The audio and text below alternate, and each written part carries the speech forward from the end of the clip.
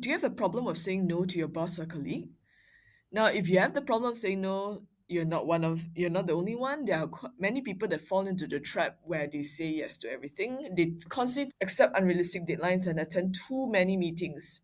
And the reason why they have problems of saying no could be they worry about looking uncooperative, they do not want to appear as not being a team player, they lack the skills of having difficult conversations, or they fear upsetting their boss.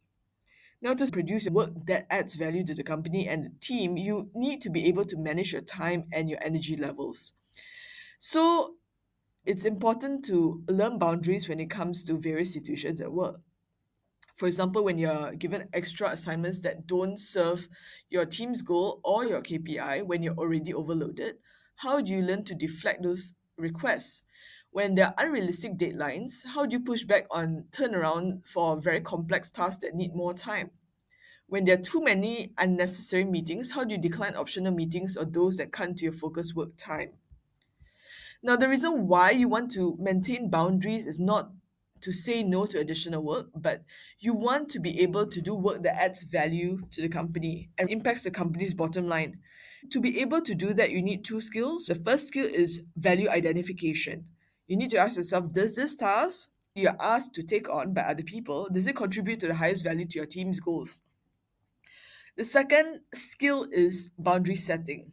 You need to know when and how to protect your time, and that means that you must be able to learn to how to deflect tasks that's outside of your team scope of work, how you can push back constructively on unrealistic deadlines, and how can you decline optional meetings that drain your focus work time. These strategies are inspired by the concepts I've read in the book Managing Up: How to Get What You Need from People in Charge. The first strategy when it comes to managing boundaries is how to defer and block. Before you can know how to defer what tasks and how to block some requests from coming in, you must be able to identify what are your top three high value activities only you can deliver in this week, in this month, and you must be able to make those non negotiable. And because you are contributing to your team's goals and the company's goals itself. So, how do you know what's your top three tasks? Is that you ask yourself, what is the highest things that only you can do that no one else can do within the team itself?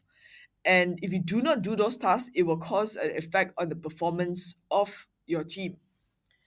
Now, one additional tip I've learned is that when it comes to dedicating time in your own calendar, it's what I do is I block out dedicated time for recurring monthly tasks and lead time.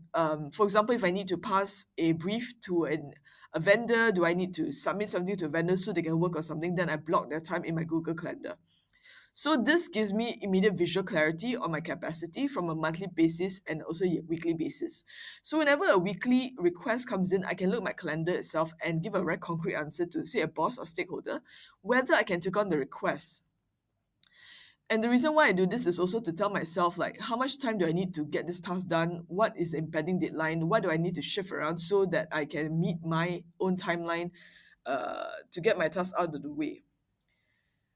A second strategy is how do you tailor your priorities to the boss and to your team? Now, the reason why you have boundaries enabling yourself to spend time thinking how you can add more value and also making sure that you're able to execute on what you're thinking about. So before you push back any requests from your colleague and boss, I think it's important to know that what is your boss' top three strategic priorities?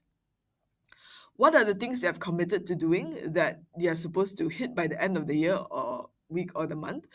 And then what you want to do is that you want to inform that what you're currently working on from a weekly perspective and then connect it directly to their goals.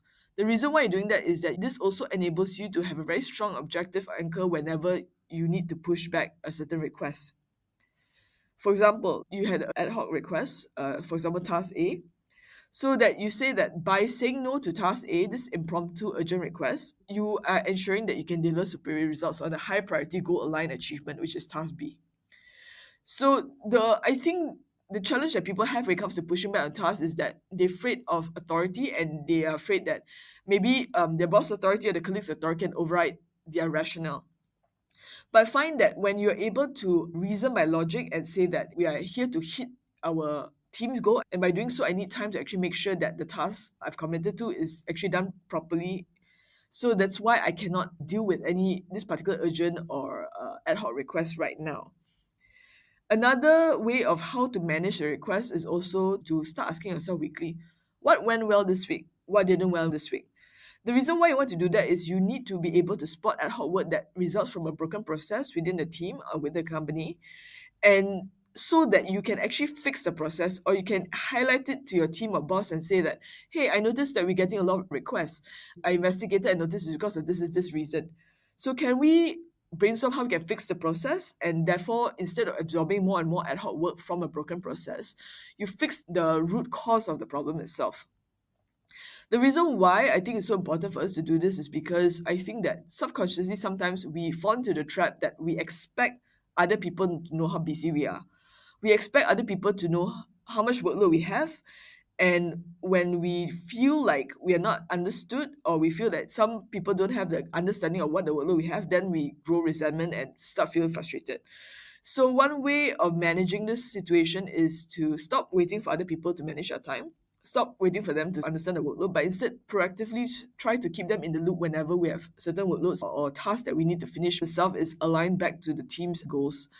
So, what are your go to phrases when you strategically saying no in the workplace?